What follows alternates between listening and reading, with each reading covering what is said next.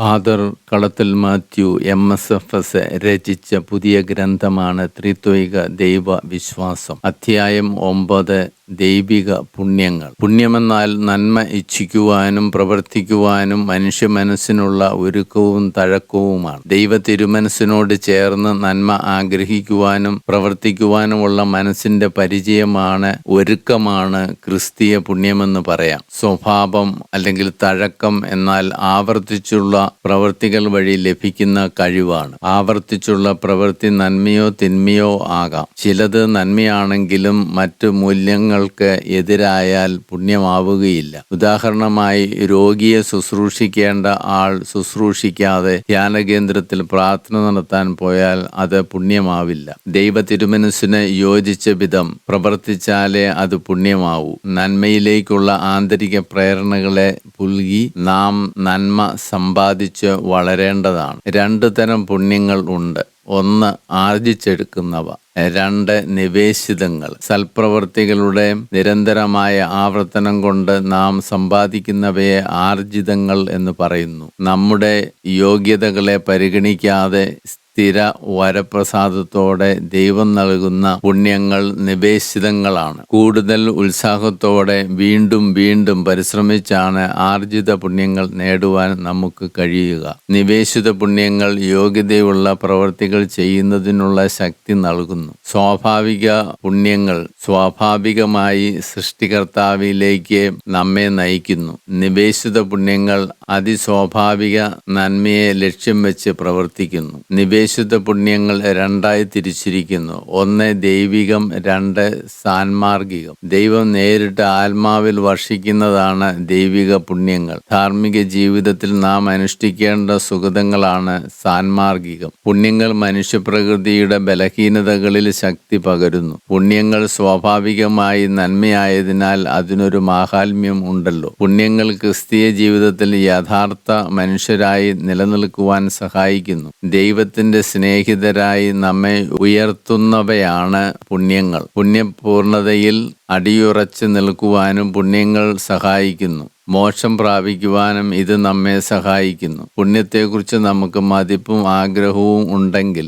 ദൈവത്തിൽ ആശ്രയിച്ചുകൊണ്ട് പ്രാർത്ഥിച്ച് അത് നേടാവുന്നതാണ്. സ്വന്തം ശക്തിയാൽ പുണ്യം പ്രാപിക്കുവാൻ സാധിക്കില്ല. നല്ല പുസ്തകങ്ങൾ വായിക്കുകയും ആത്മീയോപദേശം നേടുകയും ചെയ്താൽ പുണ്യങ്ങൾ സ്വജീവിതത്തിൽ നടപ്പിലാക്കാം. പുണ്യങ്ങൾ ആത്മാവിൽ നന്നായി വേരുറപ്പിക്കേണ്ടതാണ്. ദൈവിക പുണ്യങ്ങൾ. ദൈവം ആണ് പുണ്യങ്ങൾ പ്രാവർത്തികമാക്കുവാൻ അനുഗ്രഹം തരുന്നത്. ദൈവം ദാതാവായതിനാലാണ് ദൈവിക പുണ്യങ്ങൾ എന്ന് പറയുന്നത്. ദൈവവുമായി നേരിട്ട് സംസർഗം ചെയ്യുവാൻ ദൈവിക പുണ്യങ്ങൾ നമ്മെ സഹായിക്കുന്നു. ദൈവം തന്നെയാണ് പുണ്യങ്ങളുടെ മാർഗവും ലക്ഷ്യവും. അപ്രകാരം നമുക്ക് ദൈവത്തിൽ വിശ്വസിക്കുവാനും പ്രത്യാശിക്കുവാനും ദൈവത്തെ സ്നേഹിക്കുവാനും കഴിയുന്നു. ഈ പുണ്യങ്ങൾ ക്രിസ്തീയ ജീവിതത്തിൽ വ്യക്തമായി നമ്മെ സ്വാധീനിക്കുന്നുണ്ട്. നിങ്ങൾ വിശ്വാസത്തിന്റെയും ഉപവിയുടെയും കവചവും ശരണത്തിന്റെയും പടത്തൊപ്പിയും ധരിക്കുവിൻ. 1 തെസ്സലോനിയൻസ് 5:8. ഇവിടെ വിശുദ്ധ പൗലോസ് ഈ 3 പുണ്യങ്ങളെ ക്രൈസ്തവ ജീവിതത്തിലെ 3 ആവശ്യങ്ങളായി നിർദ്ദേശിച്ചിരിക്കുകയാണ്. പുണ്യങ്ങൾ വഴി നാം ദൈവത്തോട് നേരിട്ട് ബന്ധപ്പെടുന്നു. ഈ പുണ്യങ്ങൾ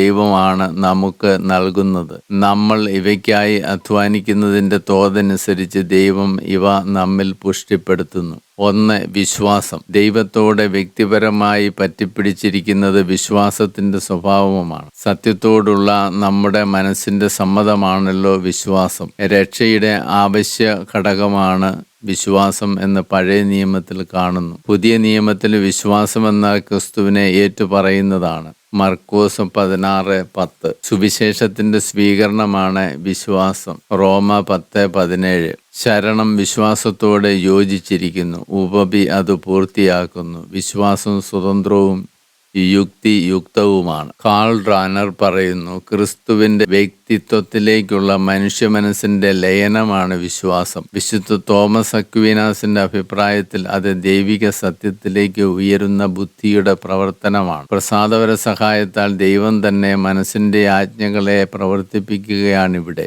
ദൈവത്തിന്റെ അധികാരത്തെ ആസ്പദമാക്കി വെളിപ്പെടുത്തിയിട്ടുള്ള സത്യങ്ങളെ മനസ്സിന്റെയും പ്രസാദപരത്തിന്റെയും പ്രേരണയോടുകൂടി ദൃഢമായി സ്വീകരിക്കുവാൻ നമ്മുടെ ബുദ്ധിയെ പ്രേരിപ്പിക്കുന്ന ഒരു ദൈവിക പുണ്യമാണ് വിശ്വാസം. സത്യം ഗ്രഹിക്കുന്നതിനാൽ അത് ബുദ്ധിയുടെ പ്രവർത്തനമാണ്. യുക്തിയുക്തമെങ്കിൽ സ്വീകരിക്കുവാനും വിവേചിച്ചറിഞ്ഞ് വിശ്വാസജനകമെങ്കിൽ അംഗീകരിക്കുവാനും ബുദ്ധിയെ അത് പ്രവർത്തനക്ഷമമാക്കുന്നു. വിശ്വാസത്തിന്റെ വിഷയം ദൈവികമാണ്. നിത്യജീവൻ ദൈവികമാണ്. ഏകസത്യ ദൈവമായ അവിടുത്തെയും അങ്ങയച്ച യേശുക്രിസ്തുവിനെയും അറിയുക എന്നതാണ് നിത്യജീവൻ. യോഹന്നാൻ 17:3. അടിസ്ഥാനമായി നിൽക്കുന്നത് വഞ്ചിക്കുകയോ വഞ്ചിക്കപ്പെടുകയോ ചെയ്യാത്ത ദൈവിക സാക്ഷ്യമാണ്. വിശ്വാസത്തിന് ആധാരമായി നിൽക്കുന്നത് ദൈവത്തിന്റെ അധികാരമാണ്. വിശ്വാസം അതിസ്വാഭാവികമായ പുണ്യമാണ്. എല്ലാ പുണ്യങ്ങൾക്കും നിദാനം വിശ്വാസമാകുന്നു. ജ്ഞാനസ്നാന വേളയിൽ ഈ വിശ്വാസം നാം ഏറ്റുപറയുന്നു. എല്ലാ പുണ്യങ്ങളുടെയും അടിസ്ഥാനം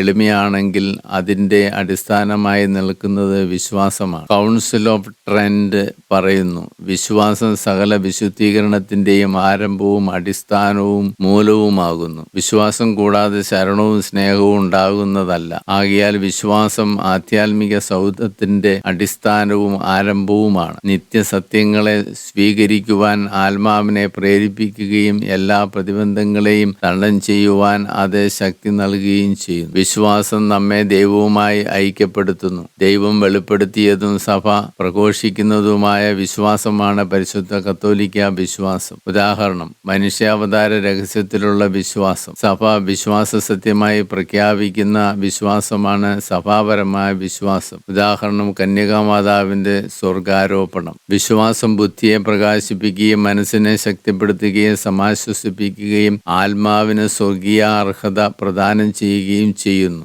വിശ്വാസം മാനുഷിക പ്രവർത്തനങ്ങളിൽ ആന്തരിക വെളിച്ചം നൽകുന്നു. ഞാൻ പരിശുദ്ധ ത്രിത്വത്തിൽ വിശ്വസിക്കുന്നു. ഈ വിശ്വാസം പൂർണ്ണമാണ്. പിതാവിലും പുത്രനിലും പരിശുദ്ധാത്മാവിലും വിശ്വസിക്കുന്നു എന്ന് പറയുമ്പോൾ അവിടെ വിശ്വാസത്തിന് സംശയമില്ല, പക്ഷാഭേദമില്ല, തടസ്സങ്ങളില്ല. ദിവ്യരക്ഷകന്റെ ആഹ്വാനമനുസരിച്ച് എല്ലാവരും വിശ്വാസം പ്രഘോഷിക്കുവാൻ കടപ്പെട്ടിരിക്കുന്നു. അടിയുറച്ച ആത്മവിശ്വാസത്തിൽ നിന്നാണ് ദൈവവിശ്വാസം ജനിക്കുന്നത്. വിശ്വാസത്തിനെതിരായ പാവങ്ങൾ. 1. അവിശ്വാസം. മാമോദീസ സ്വീകരിക്കാത്ത വ്യക്തിയാണ് അവിശ്വാസി. ഇത് 3 തരത്തിലുണ്ട്. നിഷേധാത്മകം, മനഃപൂർവമല്ലാതെ നിഷേധിക്കുന്ന ഒരു പ്രവൃത്തി. രഹസ്യാത്മകം, ഇവിടെ വിശ്വാസം ഒരാൾ മനസ്സിലാക്കുന്നില്ല.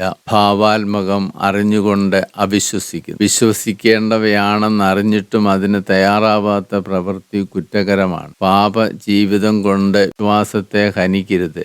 ജീവിതത്തിന്റെ വിശ്വസ്തത ശിഥിലമാക്കുന്നതിന്റെ പ്രധാന കാരണം അവിശ്വാസം തന്നെയാണ്. പാപം വിശ്വാസത്തെ നിർജീവാവസ്ഥയിലാക്കുന്നു. വിശ്വാസത്തിന് വിരുദ്ധമായ സാഹചര്യങ്ങളിൽ അകപ്പെടാതിരിക്കുവാൻ നാം ശ്രദ്ധിക്കേണ്ടതാണ്. ഉദാഹരണം, നിരീശ്വരവാദ സംഘത്തോട് കൂട്ടുകൂടുക, സംഘത്തിലെ അംഗത്വം, പുസ്തകങ്ങൾ, അന്ധവിശ്വാസങ്ങൾ ഇവയാണ്. 2. പാഷണ്ഡത അല്ലെങ്കിൽ ഹെരസി. വിശ്വാസ സത്യത്തിന്റെ ഒന്നോ അതിലധികമോ ഘടകങ്ങളെ ധ്വംസിക്കുകയാണിവിടെ. ഉദാഹരണം, ക്രിസ്തുവിന്റെ മനുഷ്യാവതാരമോ മാതാവിന്റെ സ്വർഗാരോപണമോ തിരസ്കരിക്കുന്നത് പാഷണ്ഡതയാണ്. 3.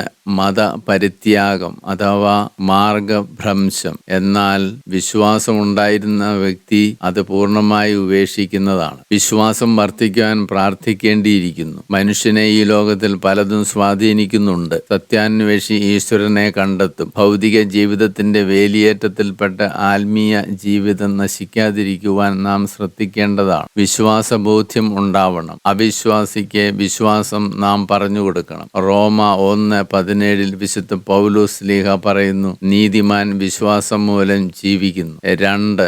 ശരണം. വിശ്വാസിയെ ശരണം ശക്തിപ്പെടുത്തുന്നു. നിത്യരക്ഷയും പരിപൂർണതയും പ്രാപിക്കുവാൻ ധാരാളം പ്രതിബന്ധങ്ങൾ വിശ്വാസിക്കുണ്ടാവുന്നു. ശരണം ദൈവാനുഭവത്തിലെത്തിക്കുന്നു. ദൈവം അനന്തജ്ഞാനിയും സർവജ്ഞനുമാകിയാൽ ആ ദൈവത്തിൽ ശരണം വയ്ക്കുക നമ്മുടെ ജീവിത ലക്ഷ്യമാണ്. ക്രിസ്തു മാത്രമാണ് നമ്മുടെ പ്രത്യാശ. 1 തിമോത്തി 1:1. ദൈവസഹായം ദൈവസഹായത്തിൽ നാം ഉറച്ച് ശരണം വയ്ക്കണമെന്ന് സഭ പഠിപ്പിക്കുന്നുണ്ട്. നാം ശരണം വയ്ക്കേണ്ടത് സ്വർഗരാജ്യത്തെക്കുറിച്ചുള്ള ആഗ്രഹം, താല്പര്യം. ഈ ആഗ്രഹത്തിന് ആധാരമായ ദൈവസഹായം ലഭിക്കുമെന്നുള്ള ബോധ്യം, ദൈവസഹായത്തോട് സഹകരിക്കുവാനുള്ള നമ്മുടെ സന്നദ്ധത മുതലായവയിലാണ്. നിത്യരക്ഷ അടങ്ങിയിരിക്കുന്നത് ദൈവത്തെ അറിഞ്ഞ് സ്നേഹിക്കുന്നതിലാണ്. യോഹന്നാൻ 17:3. നിത്യരക്ഷ ലഭിക്കുവാനുള്ള ഉപാധികളായ പാപമോചനം, വരപ്രസാദ സഹായം, ഇവ ശരണത്തിന്റെ വിഷയങ്ങളാണ്. നമ്മുടെ പ്രതീക്ഷയുടെ പ്രധാന വിഷയവും ആധാരവും ദൈവമാണ്. ശരണത്തിന് വിശുദ്ധീകരണ ശക്തിയുണ്ട്. ശരണം നമ്മെ ദൈവത്തോട് യോജിപ്പിക്കുന്നു, പ്രാർത്ഥനയെ ഫലപ്രദമാക്കുന്നു, നിത്യ സൗഭാഗ്യത്തിനായി പ്രയത്നിക്കുവാൻ കാരണമാക്കുന്നു. ഭൗതിക കാര്യങ്ങൾക്ക് പൂർണ്ണമായി നമ്മെ തൃപ്തിപ്പെടുത്താനാവില്ലെന്ന് ശരണം നമ്മെ മനസ്സിലാക്കി തരുന്നു. അപ്പോൾ നാം ദൈവത്തിൽ പൂർണ്ണമായി ശരണപ്പെടേണ്ടിയിരിക്കുന്നു. ഇഹത്തിലും പരത്തിലും ദൈവത്തെ പ്രാപിക്കുക എന്ന ലക്ഷ്യമാണുള്ളത്. ശരണം നമ്മെ ദൈവത്തിങ്കിലേക്ക് നയിക്കുന്നു. ദൈവത്തിൽ ശരണം വയ്ക്കുന്നവർക്ക് മരണം ഒരു ഭയാനകമായ കാര്യമല്ല. കാരണം മരണത്തിലൂടെ നാം പുതിയ ജീവിതത്തിലേക്ക് കടക്കുക മാത്രമാണ്. ശരണം നമ്മുടെ പ്രാർത്ഥനയെ ഫലപ്രദമാക്കുന്നു. ഈശോയിൽ ശരണപ്പെട്ടവർക്കായി ഈശോ അത്ഭുതങ്ങൾ പ്രവർത്തിച്ചു. ഉദാഹരണം, ജെറീക്കോയിലെ കുരുടൻ, തളർവാദ രോഗി, കാനാൻകാരി സ്ത്രീ. എന്റെ നാമത്തിൽ ചോദിക്കുന്നതെല്ലാം അവിടുന്ന് നൽകും എന്ന് ഈശോ പഠിപ്പിച്ചിട്ടില്ലേ? പ്രതീക്ഷ വെടിയരുതെന്നും ചഞ്ചല ചിത്തരാകരുതെന്നും വിശുദ്ധ പൗലോസ് കൊളോസിയരെ പഠിപ്പിക്കുന്നുണ്ട്. കൊളോസൂസ് 1:23. ശരണം നമ്മുടെ കഴിവുകളെ വികസിപ്പിക്കുന്നു, നമുക്ക് ധൈര്യവും സ്ഥിരതയും പ്രദാനം ചെയ്യുന്നു, അവസാന വിജയത്തിന്റെ ഉറപ്പ് നൽകുന്നു. നിത്യ സൗഭാഗ്യത്തിനായി പ്രയത്നിക്കുവാൻ ശരണം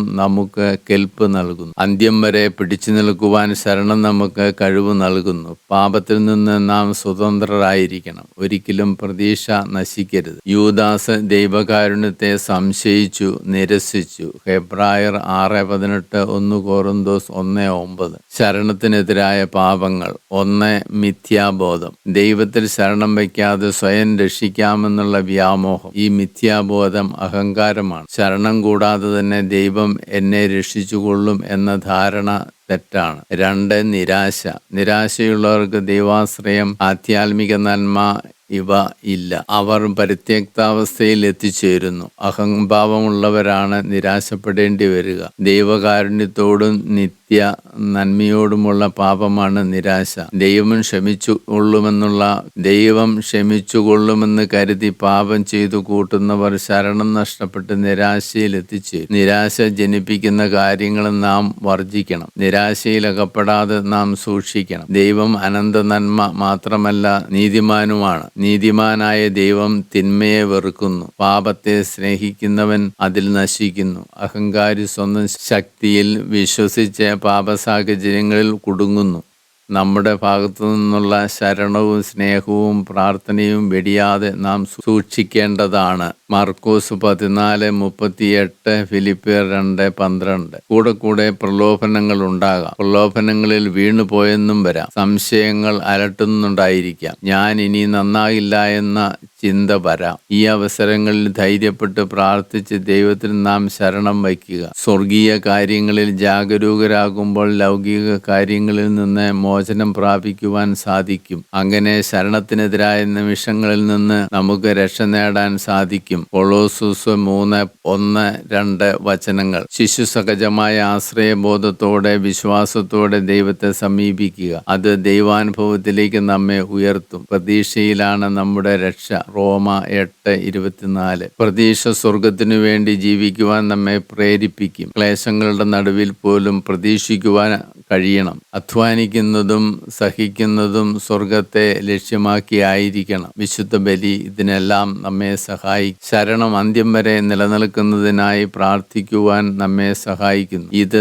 ദൈവത്തിന്റെ കാരുണ്യമാണ്. നാം നമ്മെ തന്നെ എല്ലായ്പ്പോഴും ദൈവത്തിന് സമർപ്പിച്ചുകൊണ്ട് ജീവിക്കേണ്ടതുണ്ട്. ശരണം, പ്രതീക്ഷ, പ്രത്യാശ ഇവയെക്കുറിച്ച് ആത്മാർത്ഥമായി നാം ചിന്തിക്കേണ്ടതുണ്ട്. അപ്രകാരം എല്ലാറ്റിനും ഉപരി ദൈവാശ്രയബോധം നാം നമ്മിൽ വളർത്തണം. 3. ഉപവി അല്ലെങ്കിൽ സ്നേഹം. ദൈവിക പുണ്യങ്ങളിൽ ഏറ്റവും വിശിഷ്ടവും ആവശ്യകവുമായത് ഉപവിയാകുന്നു. സ്നേഹം 3 വിധമുണ്ട്. ഇന്ദ്രിയപരമായ സ്നേഹം, ബുദ്ധിപൂർവകമായ സ്നേഹം, ദൈവത്തെ പ്രതി എല്ലാറ്റിനും ഉപരിയായി ദൈവത്തെയും ദൈവത്തെക്കുറിച്ച് മറ്റുള്ളവരെയും സ്നേഹിക്കുന്ന സ്നേഹിക്കുന്നതിന് നമ്മെ പ്രേരിപ്പിക്കുന്ന ഒരു ദൈവിക പുണ്യമാകുന്നു ഉപവി. ദൈവവും സമസൃഷ്ടികളും ഉപവിയുടെ വിഷയങ്ങളാണ്. ദൈവത്തിന്റെ ഛായ മനുഷ്യരിൽ ഉള്ളതുകൊണ്ട് ഈ രണ്ട് വിഷയങ്ങളും ഒന്നായിത്തീരുന്നു. വിശുദ്ധ അക്വീനാസ് പറയുന്നു, ദൈവം അയൽക്കാരൻ ഉള്ളതുകൊണ്ട് നാം അവരെ സ്നേഹിക്കുന്നു. അങ്ങനെ ഉപവി പിറക്കുന്നു. എല്ലാറ്റിനും ഉപരിയായി ദൈവത്തെയും ദൈവത്തെ പ്രതി മനുഷ്യരെയും സ്നേഹിക്കുന്ന പുണ്യമാണ് ഉപവി. ദൈവസ്നേഹത്തിന്റെ ഒന്നാമത്തെ വിഷയം ദൈവമാണ്. എല്ലാ നന്മകളുടെയും സമ്പൂർണതയാണ് അവിടുന്ന്. 10 പ്രമാണങ്ങളിൽ ഏറ്റവും പ്രധാനം ദൈവസ്നേഹമാണ്. വിശുദ്ധ ബെർണാഡ് പറയുന്നു, സ്നേഹത്തിന്റെ അളവില്ലാത്ത വിധത്തിൽ ദൈവത്തെ സ്നേഹിക്കുക എന്നതാണ്. ക്രിസ്തു പഠിപ്പിച്ചു, നീ നിന്റെ ദൈവമായ കർത്താവിനെ പൂർണ്ണ ഹൃദയത്തോടും പൂർണ്ണയാത്മാവോടും പൂർണ്ണ ശക്തിയോടും പൂർണ്ണ മനസ്സോടും കൂടെ സ്നേഹിക്കണം, നിന്റെ അയൽക്കാരനെ നിന്നെ പോലെയും. ലൂക്ക 10:27. ആകയാൽ മരണം വരെ നാം ദൈവസ്നേഹത്തിൽ വളരേണ്ടതാണ്. സ്നേഹത്തിന്റെ ഫലങ്ങൾ അനുഭവിക്കുവാനാകണം ജീവിതത്തിൽ. ഗലാത്യ 5:22. ദൈവം നന്മകളുടെ ദാതാവായതിനാലാണ് നാം ദൈവത്തെ സ്നേഹിക്കേണ്ടത്. നന്മകളുടെ ദാതാവായ ദൈവത്തിന് നന്ദി പറയുക. ദൈവം നമ്മെ ആദ്യം സ്നേഹിച്ചതുകൊണ്ട് നാം ദൈവത്തെ സ്നേഹിക്കണമെന്ന് യോഹന്നാൻ പഠിപ്പിച്ചു. യോഹന്നാൻ 4:19. നൽകപ്പെട്ട നന്മകൾക്ക് മാത്രം നന്ദി പറയുമ്പോൾ അത് സ്വാർത്ഥതയായി മാറും. ദൈവത്തെ സ്നേഹിക്കുകയും അവിടുത്തെ നന്മ ആഗ്രഹിക്കുകയും ചെയ്യുമ്പോൾ അത് ശരിയായ സ്നേഹമായി. ഉപവി മറ്റെല്ലാ പുണ്യങ്ങളെക്കാൾ നമ്മുടെ വിശുദ്ധീകരണത്തിന് സഹായിക്കുന്നു. കാരണം എല്ലാ പുണ്യങ്ങളും ഉപവിയിൽ അടങ്ങിയിരിക്കുന്നു. വിശുദ്ധ പൗലോസ് 1 കോറിന്തോസ് 13:1-13 വരെ ഇത് പഠിപ്പിക്കുന്നുണ്ട്. ഉപവി ആത്മാവിന്റെ എല്ലാ കഴിവുകളെയും ദൈവത്തോട് യോജിപ്പിക്കുന്നു. ആത്മാവിനെ ദൈവസ്നേഹത്തിൽ രൂപാന്തരപ്പെടുത്തുന്നു. ദൈവവും ആത്മാവും തമ്മിൽ സ്നേഹബന്ധം ഉളവാക്കുന്നത് ഉപവിയാണല്ലോ. ദൈവിക കാര്യങ്ങളെ അടുത്തറിയാൻ സാധിക്കുന്നു. നമ്മുടെ കഴിവുകളെ 100 ഇരട്ടിയാക്കുന്നു. പ്രതിബന്ധങ്ങളെ ജീവിക്കുവാൻ ശക്തി നൽകുന്നു. സുഖതങ്ങൾ പ്രാപിക്കുവാൻ ഇടയാക്കുന്നു. ആത്മസമാധാനം നൽകുന്നു. ആനന്ദം പ്രദാനം ചെയ്യുന്നു. ക്രിസ്തുവിന്റെ മരണം വരെയുള്ള ജീവിത മാതൃക തന്റെ പിതാവിനോടുള്ള സ്നേഹം എന്ന സത്യം വിളിച്ചു പറയും. സ്നേഹത്തിലാണ് ക്രിസ്തു പിതാവിന്റെ ഇഷ്ടം നിറവേറ്റിയത്. മരിക്കുന്നതിനു മുമ്പും ക്രിസ്തു പറഞ്ഞത് അതാണ്, പിതാവേ, എന്റെ ഇഷ്ടമല്ല അങ്ങയുടെ ഇഷ്ടം നിറവേറട്ടെ. യഥാർത്ഥ അനുസരണ സ്നേഹത്തെ പ്രകാശിപ്പിക്കുന്നു. ത്യാഗത്തിന്റെ തോതനുസരിച്ചാണ് സ്നേഹം വർദ്ധിക്കുന്നത്.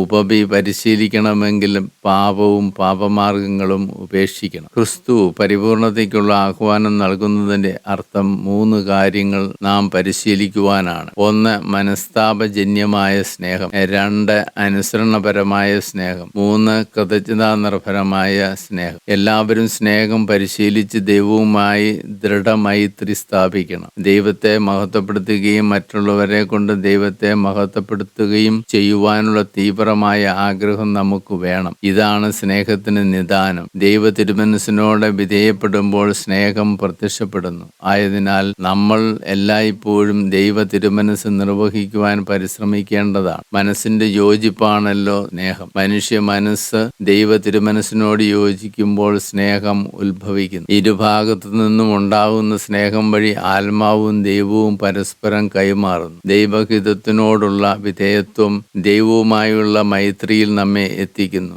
ഇവിടെ പരസ്പര സമർപ്പണത്തിന്റെ ഫലം ഉരുത്തിരിയുന്നു. ദൈവം നിസ്വാർത്ഥമായി ഉദാരമായി ആദ്യം സ്നേഹിച്ചു. ആയതിനാൽ നാം ദൈവത്തെ സ്നേഹിക്കുക എന്നത് നമ്മുടെ ഹൃദയത്തിന്റെ ആവശ്യമായിത്തീരും. ദൈവം അർപ്പിക്കുന്നത് പോലെ നമുക്ക് സ്നേഹിക്കുവാൻ കഴിയില്ലെങ്കിലും ത്യാഗങ്ങൾ അനുഷ്ഠിച്ച് നിസ്വാർത്ഥമായി സ്നേഹിക്കുവാൻ കഴിയണം. പരസ്നേഹം എന്നാൽ ദൈവത്തെ പ്രതി അയൽക്കാരെ സ്നേഹിക്കുവാൻ പ്രേരിപ്പിക്കുന്ന പുണ്യമാണ്. ഇതിന്റെയും അടിസ്ഥാനം ദൈവം തന്നെ. അയൽക്കാരൻ ചെയ്തു തന്ന നന്മയെ പ്രതി അവനെ സ്നേഹിച്ചാൽ അത് ഉപവി അല്ല. അല്ലാതെ തന്നെ സ്നേഹിക്കുവാൻ കഴിയണം. അയൽക്കാരൻ ദൈവത്തിന്റെ സൃഷ്ടിയാണ്. ഭൗതിക ശരീരത്തിലെ അംഗമാണ്. സ്വർഗത്തിന് അവകാശിയാണ്. സത്യവിശ്വാസം സ്വീകരിക്കാത്തവരെയും സ്നേഹിക്കണം. കാരണം അവരും ദൈവപുത്രരും സ്വർഗത്തിന് അവകാശികളായി തീരേണ്ടവരുമാണ്. വിശുദ്ധിയിലേക്കുള്ള പ്രഥമ കവാടമാണ് പരസ്നേഹം. 1 യോഹന്നാൻ 2-3 അധ്യായങ്ങൾ വിശുദ്ധീകരണ ശക്തി പ്രതിപാദിക്കുന്നു. സുവിശേഷങ്ങളുടെ മുഖ്യ പ്രതിപാദ്യം ഇത് തന്നെയാണ്. മത്തായി 5:23, 44, 22, 39. പരസ്നേഹം വഴി ദൈവസ്നേഹം നമ്മിൽ വളരുന്നു. സഹോദരങ്ങളെ സ്നേഹിക്കുന്നവൻ പ്രകാശത്തിൽ വസിക്കുന്നു, സ്നേഹിക്കാത്തവൻ അന്ധകാരത്തിൽ വസിക്കുന്നു.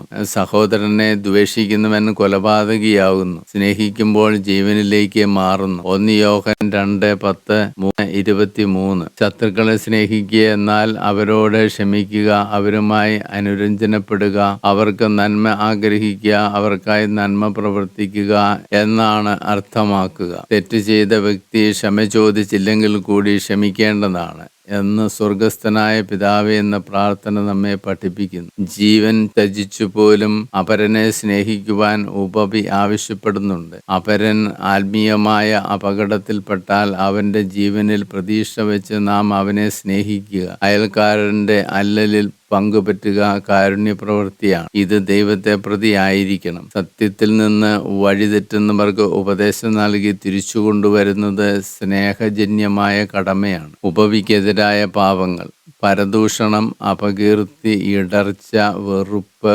ഉതപ്പ് തുടങ്ങിയവയാണ് ഉപവിക്കെതിരായ പാപങ്ങൾ. തെറ്റായി കുറ്റം പറയുന്നത്, പരദൂഷണം പറയുന്നത്, അപകീർത്തി പരത്തുന്നത്, ബോധപൂർവം വെറുക്കുന്നത്, ആക്ഷേപം, അവജ്ഞ, വിനോദപരിഹാസം, കഠിന വിമർശനം ഇവ സ്നേഹത്തിന് എതിരാണ്. ദുരഭിമാനം മൂലമുള്ള വഴക്ക്, തെറ്റായ വാഗ്വാദം, അസത്യ പ്രസ്താവനകൾ, തിന്മയായ അഭിപ്രായ ഭിന്നത ഇവയും തെറ്റിലേക്ക് നമ്മെ നയിക്കാം. ഒരു പ്രവൃത്തി കൊണ്ട് മറ്റൊരാൾക്ക് പാപത്തിന് കാരണമാകുന്നതാണ് ഇടർച്ച. വളരെ പ്രത്യാഘാതങ്ങൾ ഉണ്ടാക്കുന്ന തിന്മയാണിത്. അന്യർക്ക് പാപത്തിന് കാരണമാകുന്നത് നാം ഒഴിവാക്കേണ്ടതാണ്. ഇടർച്ചയ്ക്ക് കാരണമാക്കുന്ന പുസ്തകങ്ങൾ, പ്രദർശനങ്ങൾ ഇവ നാം വർജിക്കണം. ഇടർച്ച 2 തരത്തിലുണ്ട്. 1. ചീത്ത പ്രവൃത്തി കൊണ്ട് പാപത്തിന് അവസരം കൊടുക്കുക.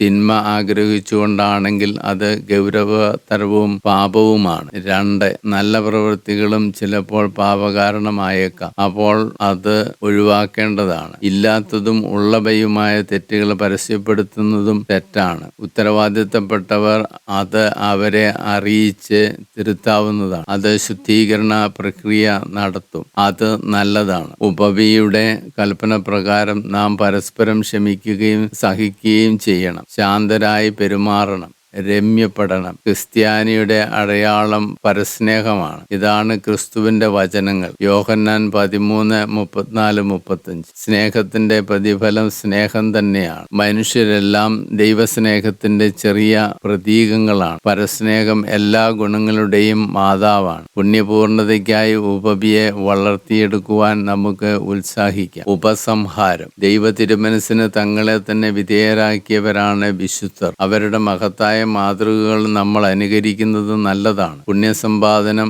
അഭികാമ്യമാണല്ലോ. ദൈവിക പുണ്യങ്ങളായ വിശ്വാസം, ശരണം, ഉപവി അതിസ്വാഭാവികമായ ദാനങ്ങളാണ്. ഈ ദാനങ്ങളോട് നാം വിശ്വസ്തത പുലർത്തേണ്ടതുണ്ട്. ദാനങ്ങളെ നാം നമ്മിൽ വളരാൻ അനുവദിക്കണം. അപ്പോൾ നമുക്ക് പുണ്യപൂർണത കൈവരിക്കാം. അനുദിന ജീവിത കർത്തവ്യങ്ങൾ ശരിയായി നിറവേറ്റുകയാണ് ഏറ്റവും കരണീയമായിട്ടുള്ളത്. ജീവിതത്തിലെ കടമകളെയോ ഉത്തരവാദിത്വങ്ങളെയോ വീഴ്ച വരുത്തിയാൽ പുണ്യാഭിവൃദ്ധിക്ക് അത് വിഘാതമാകും. എല്ലാം ദൈവത്തെ പ്രതിയും ദൈവത്തിനു വേണ്ടിയും പ്രതിഷ്ഠിച്ച് പ്രവർത്തിച്ചാൽ ദൈവം തന്നെ അവയെ സംരക്ഷിക്കും. വ്യക്തിപരമായ പ്രവർത്തനങ്ങളെ ദൈവ തിരുമനസ്സിന് പ്രസാദപരാവസ്ഥയിൽ കഴിയുന്ന സാധാരണ പ്രവർത്തനങ്ങൾ പോലും പുണ്യാഭിവൃദ്ധി ഉളവാക്കും. ഈ 3 ദൈവിക പുണ്യങ്ങൾക്കായി പ്രാർത്ഥിക്കാം. ദൈവത്തിൽ വിശ്വസിക്കാം. നമുക്ക് ദൈവത്തെ സ്നേഹിക്കാം.